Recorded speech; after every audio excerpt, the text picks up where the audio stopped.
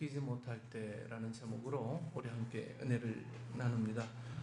우리 목소리를 한번 풀어보고 설교를 들어야 될 것 같아요. 사랑을 느끼지 못할 때, 다시 한번 따라 하십시다. 사랑을 느끼지 못할 때. 이 가을에 사랑을 느끼지 못하는 사람은 좀 맹숭맹숭한 사람입니다. 네. 가을에 사랑을 논하지 않으면 누가 사랑을 논하겠습니까? 그렇죠, 소연이? 네? 이 사랑은 우리가 말하는 일반적인 사랑, 그리고 교회에서 말하는 어떤 성경적인 사랑, 여러 가지 사랑이 있습니다. 하지만 우리는 다 뭉뚱그려서 이 사랑이라고 하는 어떤 하나의 큰 틀을 한번 생각을 해봅니다. 큰 틀은요, 사랑은 여러분 누가 이야기해도 아름답지 않습니까? 물론 다른 사람도 있겠지만 사랑이라고 하는 것은 분명히 하나님의 선하심 가운데 온다라고 하는 것은 분명한 일입니다. 제가 이번 영화를 즐겨본다는 사실은 여러분도 잘 알고 있죠. 그래서 설교에서도 영화 얘기를 많이 하는 이유가 제가 영화를 많이 보기 때문입니다. 요즘은 DVD 보는 사람들이 별로 없어요. 그래서 DVD 시대가 지나갔습니다. 그런데 저는 우연히 이 DVD에 이 감독의 코멘트가 숨겨져 있음을 얼마 전에 알았어요. 이 DVD 영화만 보고 그냥 딱 끊어버렸는데 그 뒤에 이렇게 숨어 있는 걸 보면요, 감독의 코멘트가 이 영화의 줄거리라든지 이 영화가 만들어진 배경이라든지 이런 것들이 이 DVD 안에 숨겨져 있더라고요. 네. 그 영화 제작 당시에 어떤 감독의 생각들, 네? 그리고 촬영 당시 에피소드를 담은 별도의 프로그램이 이 DVD 안에 있더라고요. 네. 그래서 제가 얼마 전에 이 아마데우스, 여러분 아마데우스 영화 아시죠? 모차르트를 대상으로 이 영화 아마데우스를 다시 보게 됐습니다. 그래서 쭉 보고 나서 그 코멘트를 보면 이 아마데우스가 이 체코슬로바키아에서 촬영되었다는 것을 알 수가 있었어요. 네. 함주선생님 아마 그 모차르트 금방 보고 오셔가지고 머리가 이제 머릿속에 확 그려지실 거예요. 근데 그게 거기서 촬영한 게 아니고 오스트리아에서 촬영한 게 아니고 체코슬로바키아에서 촬영을 했대요. 그래서 이 엑스트라들과 그 싱어의 다수가 이 체코슬로바키아 사람들이었습니다. 그리고 그 촬영한 그 당시가 이 동부권이 붕괴되기 이전이었기 때문에 촬영 이 로케이션에 이 비밀 경찰들이 상주하고 있었답니다. 네, 체코슬로바키아. 그때는 체코하고 슬로바키아가 한 나라였어요. 그 한 나라였을 때 이 아마데우스가 촬영이 된 거였어요. 이 사회국가 체제였기 때문에 촬영 당시에도 이 비밀 경찰들이 늘 상주하고 있었다고 얘기하고 있더라고요. 그 영화는 모차르트에 대한 영화인데요. 주인공은 이 모차르트가 아니고 동시대에 상주하고 또 작곡가였던 아주 유명한 인물이었던 이 살리에리라는 인물이 이 영화의 주인공입니다. 네. 저는 그 주인공을 모차르트로 보지 않고 살리에리로 봤어요. 이 살리에리라는 인물이 이 모차르트가 이 자기보다 훨씬 더 낫다는 사실을 받아들이고 넘어가면 그냥 될 일들을 이 살리에리는 하나님을 끌어들입니다. 하나님을 어떻게 끌어들이냐면 하나님을 원망해요. 어떻게 원망하냐면요, 왜 하나님이 자기에게는 그런 재능을 주지 않고 모차르트에게 주었느냐고 원망합니다. 네. 그리고 모차르트를 이제 정죄하죠. 모차르트는 음탕한 인물인데, 여러분 이 영화 보신 분은 알겠죠? 웃음소리도 아주 그냥 해괴망측하죠? 네. 이 모차르트의 주변에는 항상 여자들이 득실거렸고, 네? 아주 좀 누가 봐도 모차르트가 건실한 사람이라고 생각할 만한 여지는 한 군데도 없었던 인물이 바로 이 모차르트였어요. 그런 모차르트, 왜 그런 못자란트에게 그런 재능을 주시고 왜 나처럼 고결한 인물에게 오직 거룩한 음악만, 하나님을 찬양하는 음악만 만드는 나에게는 이 재능을 주지 않고 모차르트 같은 이 음탕한 자에게 이 재능을 줬냐? 하나님 앞에 막 따지는 거예요. 결국 이 살리에리는 실족합니다. 모차르트를 음해하고 질투하고 이제 더 나아가서 하나님을 대적하게 되죠. 하나님이 내가 그렇게 구한 재능을 주지 않았다면 그렇다면 당신은 나의 적이다. 그래서 결국은 본인에게 해를 끼칩니다. 마음을 아주 악하게 먹고요. 모차르트를 멸망시키려고 하다가 결국은 자신도 멸망합니다. 큰 죄책감을 가지고 평생을 회개하지 않으면서 삽니다. 살리에리가 실화였는지 픽션이었는지는 알지 못하지만 여러분, 인간의 이 기도가 죄로 변할 수 있다는 사실을 보여주는 어떤 전형적인 사례를 보여줍니다. 차라리 이 살리에리가 비종교적인 인물이었다면 이런 일이 없었을 거예요. 그가 여러분 비종교적이었다면 하나님을 원망하지 않았을 것이고 모차르트를 정죄하지 않았을 거예요. 질투는 했겠지만 실족까지는 하지 않았을 거예요. 그리고 이 살리에리가 그렇게 열심히 하나님께 기도하지 않았더라도 이런 일은 일어나지 않았을 것입니다. 여러분, 우리는 평소에 기도를 안 하는 것이 문제지 기도를 잘못하는 것이 어떤 문제가 될지 알지 못하는데 이 영화는요, 기도가 죄로 변할 수 있는 무서운 사례를 보여주는 것입니다. 시험에 드는 사람이 여러분 원래 하나님으로부터 멀리 있던 사람이 아니에요. 하나님을 모르는 사람은 시험 안 들어요. 멀리 있던 사람은 절대로 시험에 들지 않아요. 멀리 있는 사람은요. 시험이 뭔지도 몰라요.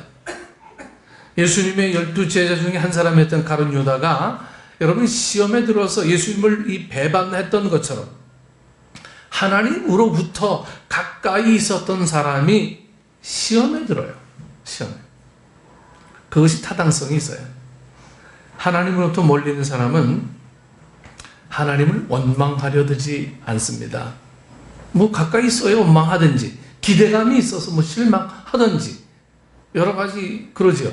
근데 멀리 떨어져 있는 사람은 결코 실망이나 원망이나 이렇게 시험이나 이런 게 들지 않아요. 가까운 데 있던 사람이 하나님에게 실망하고 하나님과의 사이가 나빠지는 거예요.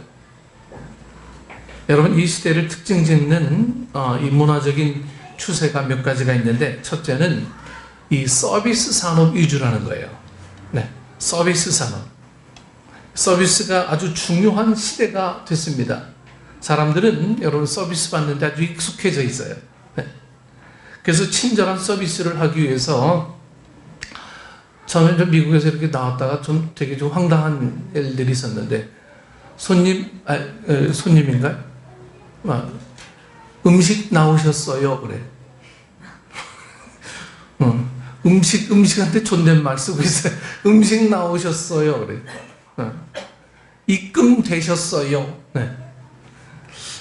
이게 한국어를 좀 파괴시킨다는 것을 알지만 그렇게 안 할 수 없는 이유는 고객들이 점점 서비스 받는데 익숙해지기 때문에 잘못된 언어인 줄 알면서도 뒤에 써요 붙이면은 이 좋은 걸로 받아들이는 이 서비스 정신 때문에 아마 이런 우스꽝스러운 말들이 자꾸만 생겨날 것 같아요.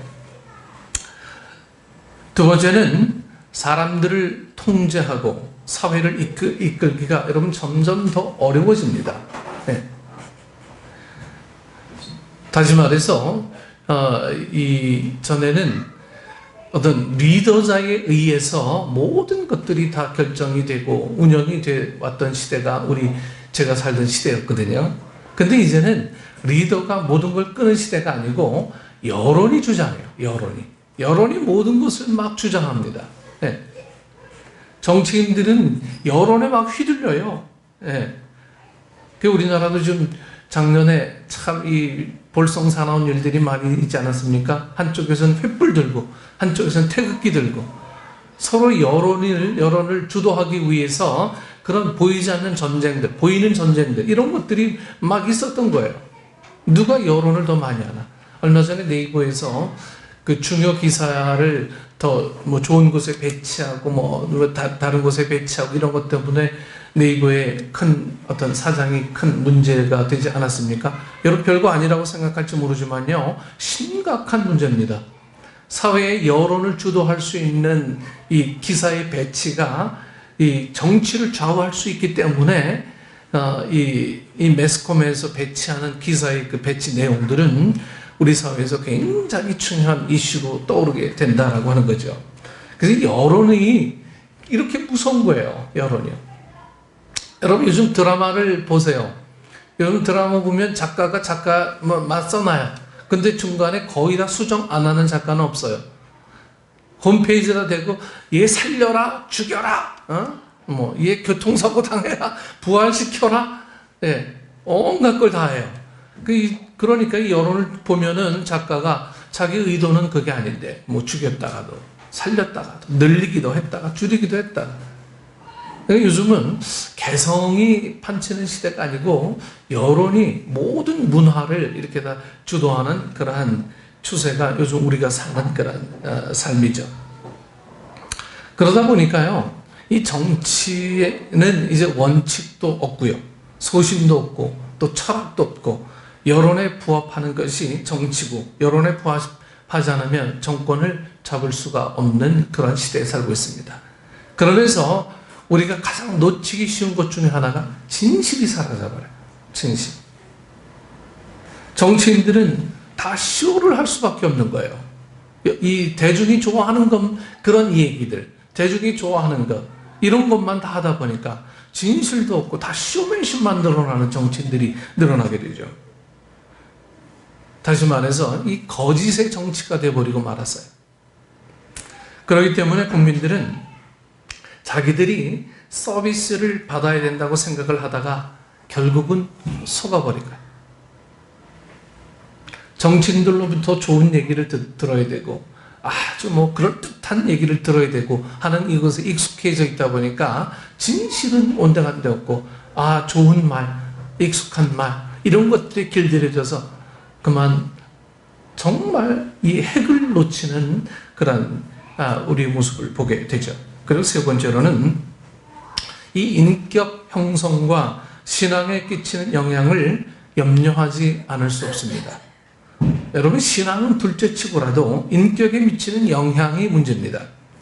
사람들은 점점 더 만족하기가 힘들고 서로 화합하기가 힘들고 자기의 권리를 주장하는 것은 잘하는데 이 의무에 대해서 말하는 것이 어려워요. 권리는 얘기하면서 의무에 대해서는 별로 중요하게 생각하지 않는다라고 하는 거예요. 내가 이 찾아 먹을 이 권리는 악착같이 찾아 먹는데 의무에 대해서는 우리는 아무 어떤 생각을 안 해요. 저는 우리 교회 학교 학생들에게도 권리와 더불어 의무까지 가르치고 싶어요. 네. 너희들이 이곳에 한 교회의 멤버십이 됐으면 이 교회가 하는 모든 일들에 같이 협력하면서 같이 해나가야 된다. 아직 어려서 잘 모른다고 하지만 훈련이 가능케 하는 요인이 되거든요. 그래서 자꾸만 이야기해 줘야 돼요. 사람들은 점점 더 만족하기 어려운 시대에 살고 있습니다. 차도 더 좋아졌어요. 대중교통도 훨씬 더 좋아지고요. 네? 그리고 먹는 것도 얼마나 더 좋아졌는지 몰라요. 그 사회의 모든 것들이 제가 살았던 그 1980년대, 90년대 여러분 비교도 안 될 정도로 지금 이 시대는 엄청난 발전이 이루어져 있고 뭐 멀리까지 80년대, 90년대 안 가도 좋습니다. 2000년 초반, 2010년대 초반만 해도요, 우리나라가 지금보다 굉장히 좀 어려웠던 시기가 있었지만 지금은 뭐 여러분 굉장히 잘 삽니다. 네. 이것은 어떤 심리적인 차원에서 문제인 것뿐만 아니고 여러분 국가적이고 또 사회적이고 모든 단체에서 일어나는 어떤 그런 사회적인 문제입니다. 우리 모두는 어찌 보면요 탕자가 되고 싶어요. 어찌 보면 형이 되고 싶어 하지 않나요? 우리 마음에는 아버지가 나를 반겨주고 나를 위해서 내가 죄를 졌더라도 나를 목욕시키고 반지를 껴주고 살찐 송아지를 잡고 잔치를 베푸는 탕자가 되고 싶어하는 마음이 우리에게 다 있어요. 결코 집안 구석이나 지키고 아버지 뒷바라지해주는 형이 되고 싶어하지 않는다는 속성들이 오늘 우리에게 있습니다. 여러분 우리가 즐겨 부르는 찬송가의 가사를 보면 대부분이 나를 중심으로 하나님을 말합니다. 나를 중심으로. 찬송 대부분 한번 불러볼까요? 나 같은 죄인 살리신 주은혜 놀라워. 주은혜가 놀라운 거는 누구를 살렸어요? 너를 살렸어요? 나를 살렸어요. 나를 살렸어요. 주은혜가 놀라운 이유는 나를 살리셨기 때문에. 그 큰 사랑 내 마음속에 그 큰 사랑이 누구 속에? 내 마음속에. 내 마음속에 오기 때문에 날 사랑하시 날 사랑하시 날 사랑하시 성경에 써있네. 나를 사랑하신다는 것을 느끼기 전에는 성경에 써있든 아니든 상관이 없는 거고요. 예수의 사랑 예수의 사랑 바다 물결같이 내게 임하네. 누구에게? 내게 임하네. 모든 찬송가 가사는 나 위주예요. 나 위주. 내가 경험했기 때문에 진리라는 말입니다. 여러분 하나님은 사랑이시죠? 믿습니까? 좀 확신 있게 대답해 보세요. 믿습니까? 네. 하나님은 사랑이신 걸 여러분 정말 믿으세요? 점점 더 확신이 없어져가는. 네? 하나님은 사랑이세요. 나만을 사랑하신 것이 아니에요. 세상에 나만이 탕자인 것이 아니라고 하는 거예요. 나만이 죄인인 것이 아니에요. 때로는 우리가 형의 입장에 있어야 할 때도 있습니다. 하나님의 사랑은 하나님의 사랑이에요. 때로는 동생을 사랑하시는 것을 우리가 지켜보고 기뻐해야 될 때도 있는데, 여러분 내가 사랑을 받는 것이 아니라면 동생을 사랑하는 것도 사랑이라고 생각하지 않는 거예요. 이 형의 가장 큰 문제는, 하나님은 아버지는 내가 이 집을 지키고 아버지의 재산을 지키고 아버지를 이 복량에 드렸는데 왜 나를 사랑하지 않고 그를 사랑하느냐? 아버지는 그 아들조차도 사랑하는 것이 이 큰아들 입장에서 보면 사랑이라고 고백해야 되는데, 이 큰아들은 왜 나를 더 사랑하지 않고 그를 더 사랑하느냐? 이 큰아들에게는 이런 것이 가장 큰 문제였습니다. 여러분 때로는 우리가 큰아들 입장에서 탕자를 봐야 될 때가 있어요. 큰아들 입장에서 속상하지요. 얼마나 속상하겠습니까? 근데 이 부모의 마음이란 게요, 이 안 된 놈 더 애틋하거든요. 네. 내가 더 돌봐줘야 될 의무가 있다라고 부모들은 생각을 하거든요. 이게 하나님 아버지 마음이란 걸 누구보다도 이 누가는 잘 알고 있었어요.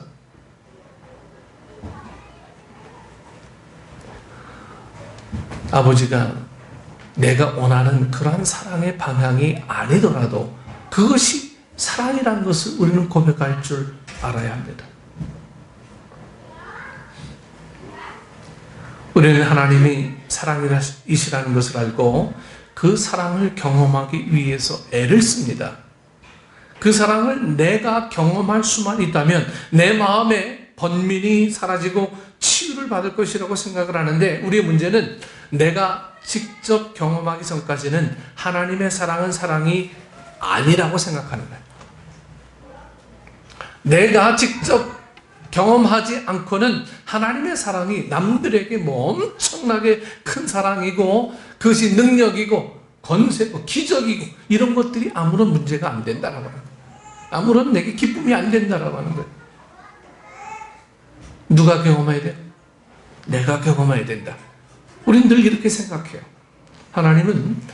내가 하나님은 사랑입니다 라고 느꼈을 때 하나님을 고백하지, 내가 만약 이용구 집사님 하나님이 사랑한다, 그 하나님의 사랑이 얼마나 놀라운가.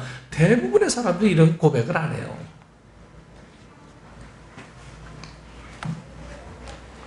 여러분, 그 사랑을 내가 경험할 수 있다면 내 마음 번민이 사라지고 치유받을 것이라고 생각을 하는데, 우리 문제는 내가 직접 경험하기 전까지는 하나님의 사랑은 사랑이 아닙니다. 우리 머릿속에서 막 이렇게 조종을 하고 있어요.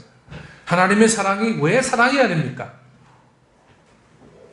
동생을 사랑하는 것도 하나님의 사랑이에요. 남을 사랑하는 것도 하나님의 사랑이에요.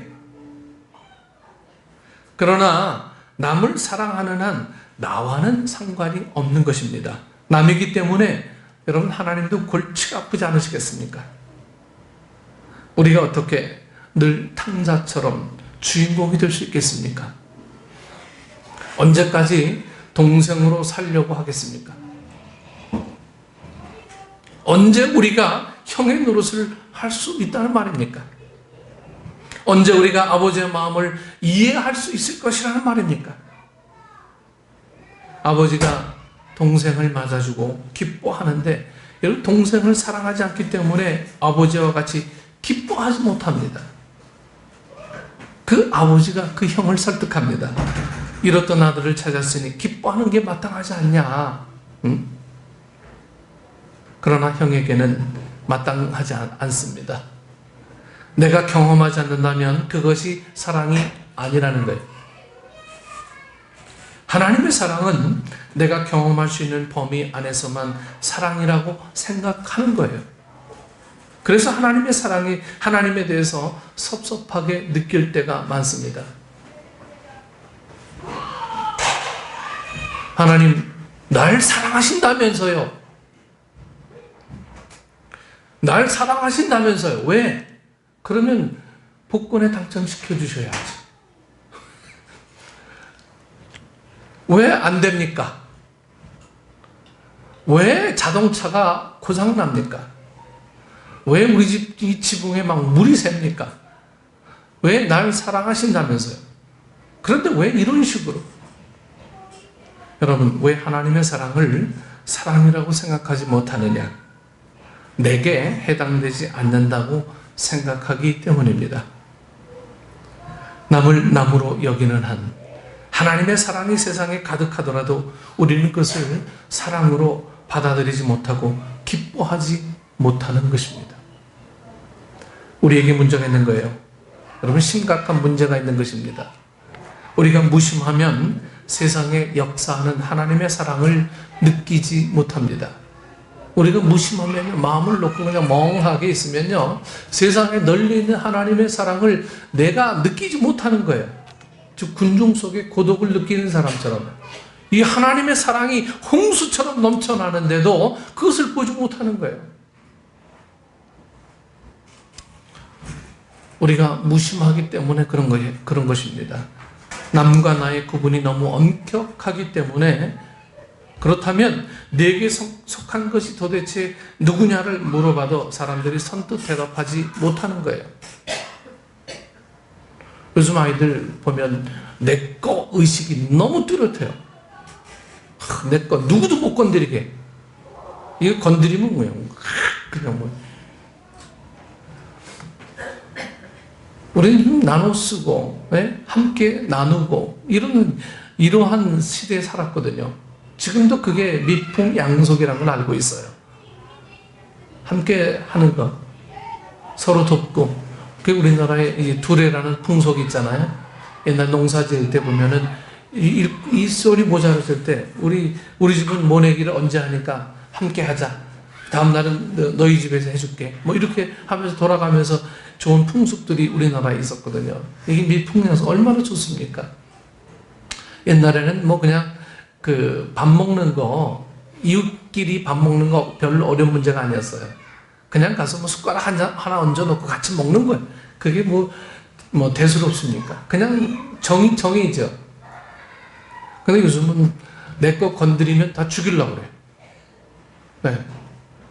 권총 있으면 권총 꺼내들 거야, 막. 네. 이게 내게 너무 딱, 예. 내게 딱 구분돼 있어. 네. 요즘 아이들 그런 싸움 하는지 몰라요. 옛날에는 그 2인 1조 책상이었잖아요. 그래서 가운데 선 딱 끄고 넘어오면, 내 거. 여러분, 오늘 우리 시대가 너무 내 가족 위주, 내 위주, 우리 가족 외에는 관심 없어. 이런 이기적인 사회에서 우리가 좀 살고 있는 건 아닌가? 그렇다면 내게 속한 게 뭐냐 물어도 대답을 잘 못해요. 탕자가 자기 친동생에 대해서 아버지가 베푸는 사랑을 사랑으로 느끼지 못했다면 도대체 나의 범죄에 속한 사람이 누구라는 얘기입니까? 친동생도 아니고 당연히 뭐 처남은 아닐 것이고 당연히 조카도 아니고 아마 배우자도 될까 말까예요. 나의 범주에 해당하는 사람은 내 자식밖에 없는 것 같아. 내 자식. 점점 더 이 가족화되어 가면서 자식에게 베푸는 사랑은 내게서 베푸는 사랑이라고 여길지 모르지만 그 이외의 사람에 대해서는 설사 피를 나는 가족이라도 무심한 거예요. 그러니 남에게는 오죽하겠습니까? 온 세상에 사랑의 증거가 있더라도 내가 느끼지 못하면 하나님은 사랑하지 않는 것이라고 생각하는 것입니다. 하나님에 대해서 섭섭한 거예요. 살리에리처럼 시험 들 수가 있는 것입니다. 내가 복을 받아야 되고 내게 좋은 일이 일어나야 되고 내가 주인공이 되지 않는 한 그 이외의 사람에게 주시는 은혜는 그건 은혜로 여기지 않고요. 사랑은 알 수 없는 것이고 나와 상관이 없는 것이 되어버리는 것입니다. 우리의 마음이 어떤 회로가 나 중심으로밖에 연결되어 있지 않는 거예요. 그렇기 때문에 현대인은 사람들이 가득한 도시에 살면서 고독해 할 수밖에 없는 것입니다. 인간의 바닷속에 살면서 고독하게 느낍니다.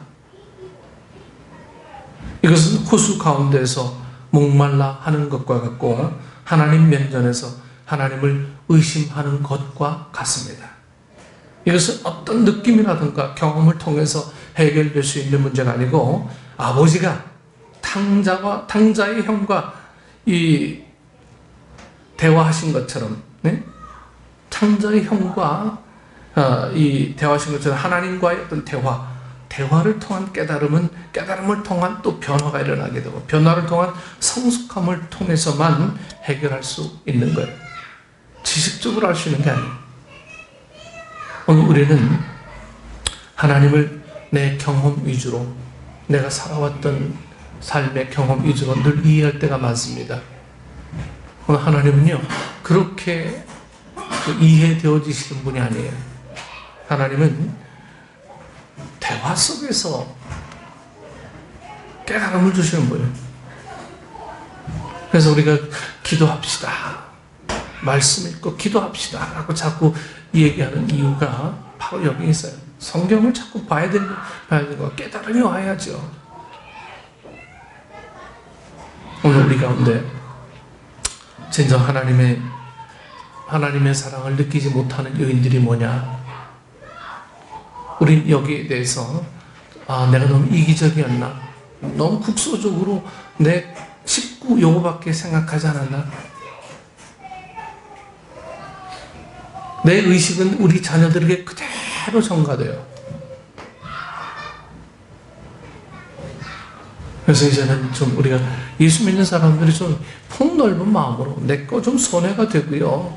교회가 유익되고 그리고 하나님의 나라가 확장되어지고 이런 일에 사용된다면 여러분 과감하게 투자되는 것, 모험적인 이 삶을 통해서 변화가 일어나게 되고 깨달음도 일어나게 되고 거기서 기적도 오게 되고 거기서 뭔가 간증도 일어나게 되고 그런 거죠. 하나하나 다 따져가면 내게 절대 손해가 되면 일도 안 하겠다. 이런 마음으로는 절대 하나님을 가까이 섬길 수가 없습니다. 이제 추수감사절이 됩니다. 여러분 어떤 감사를 드리시겠습니까? 하나님 내게 은혜 베푸셨으니 감사합니다. 이 정도입니까? 아니면 그냥 하나님의 사랑이 너무 감사해서 감사함을 드리시겠습니까? 오늘 우리는 조건부적인 감사에 너무 익숙해졌어요. 너무 주셔서 많이 감사합니다. 좀 너무 많이 허락해 주셔서 감사합니다. 이제 우리 혜빈이 시험 치죠. 저는 시험 별로 중요하다고 생각하잖아요. 왜? 하나님의 계획은 인생 가운데 어떻게 펼쳐질지 모르니까. 그것이 중요한 게 아니에요. 지금은 그게 제일 중요한 문제이긴 하죠. 하지만 인생 전체를 살아보니까요, 그게 중요한 문제가 아니고 내가 어떻게 하나님 앞에 올바로 서느냐가 우리 인생의 가장 중요한 문제더라고요. 이것이 서 있지 않으면 사회에서 성공해도 성공자가 돼도 근심으로밖에 살아갈 수가 없는 거예요. 돈은 많이 가졌으나 돈을 어떻게 쓸 줄 모르는 거예요. 이건 좀 언밸런스가 되잖아요. 오늘 우리에게 하나님의 사랑은요, 흘려 보내는 데 있습니다. 나누는 데 있습니다. 함께 하는 데 있습니다. 누가 힘들겠지 하면 가서 돕는 거예요. 무조건. 거기에 조건이 뭐가 있어요? 어렵습니다 하면 그냥 가서 돕는 거예요. 그냥 함께 하는 거예요. 이게 이 시대에 우리가 자녀들에게 보여줄 수 있는 가장 중요한 교훈입니다. 교훈. 우리 자녀들은 여러분들의 삶을 보고 그대로 따라하게 됐어요. 아이들 보면요, 여러분 부모들이 이렇게 보여요. 네. 어떤 삶을 살고 있는지 그런 흔적들이 보입니다. 여러분들이 믿음 생활하면서 서로 베풀고 나누고 협력하고 아름답게 남을 위해서 서로 돕는 모습들, 이런 모습들을 우리가 살아가고 있다면 아이들 그렇게 하지 말라고 해도 그렇게 하는 삶을 살게 돼 있어요. 성경에서 이렇게 해라 하지 마라 이렇게 얘기 안 해도 그렇게 살아가요. 오늘 여러분들이 그러기 위해서 내가 믿음으로 무장해야 된다라고 하는 거예요. 하나님의 사랑을 느껴야 되고 그 하나님의 사랑을 전해야 된다. 이것이 우리 삶 속에 가장 큰 목적이 되어야 합니다. 제가 늘 얘기하죠. 공부하는 이유가 뭡니까? 목적이 뭡니까? 잘 살기 위해서. 이건 너무 형식적이잖아요. 우리는 좀 보다 좀 원대한 포부가 있어야 돼요. 하나님의 사랑을 실천하기 위해서. 이런 좀 바보 같은 얘기지만 좀 그런 바보 같은 얘기도 할 줄 아는 우리 성도들이 좀 되어야 됩니다. 내가 공부하는 이유는 하나님의 그 놀라운 일들을 위해서 공부합니다. 여러분, 하나님께서 그냥 놔두시겠어요? 하나님께서 어떠한 모양으로든 쓰시죠. 여러분, 우리가 하나님 앞에 사용되기 위한 도구가 되기 위한 그런 기도가 간절하게 있다면요, 하나님께서 반드시 인도하십니다. 여러분, 우리가 사랑을 느끼지 않으면 그 사랑을 고백할 수 있겠습니까? 그래서 하나님은 사랑이신 것을 여러분 다시 한번 묻습니다. 여러분, 하나님은 사랑이십니까? 네.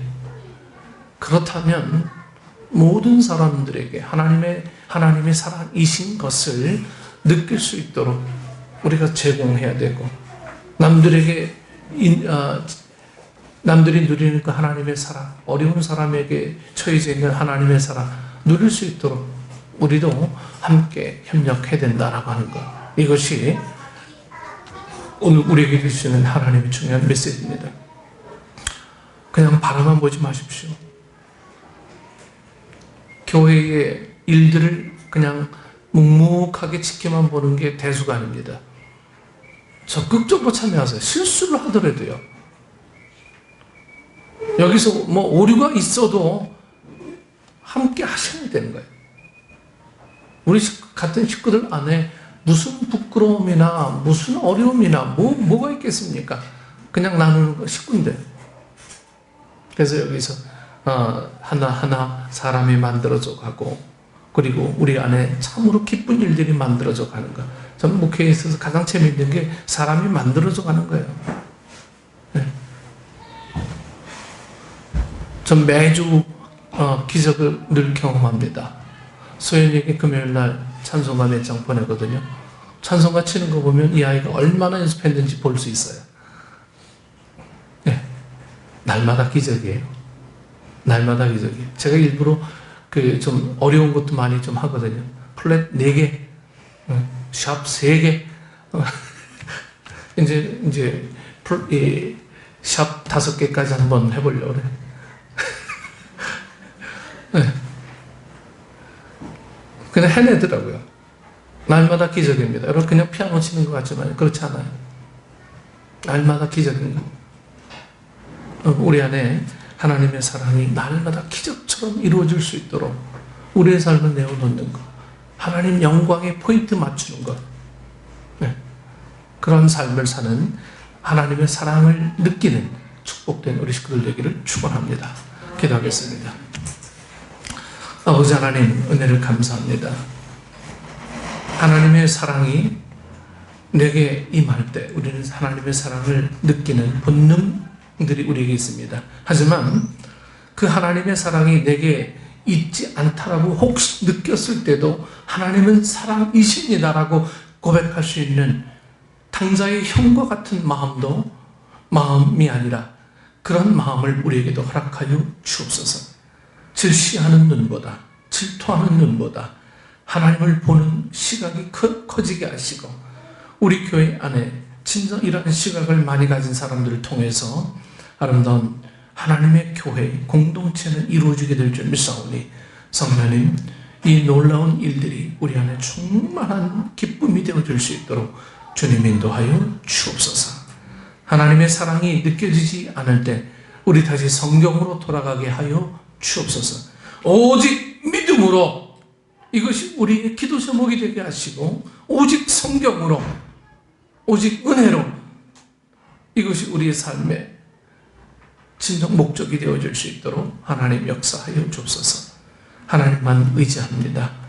우리가 살아가는 것, 숨쉬는 것, 하는 모든 일들이 하나님의 온전한 기쁨을 위한 도구가 되어질 수 있도록 저희들을 붙잡아 인도하옵소서. 감사와 찬송과 영광을 돌리며 예수님 이름으로 기도드리옵나이다. 아멘.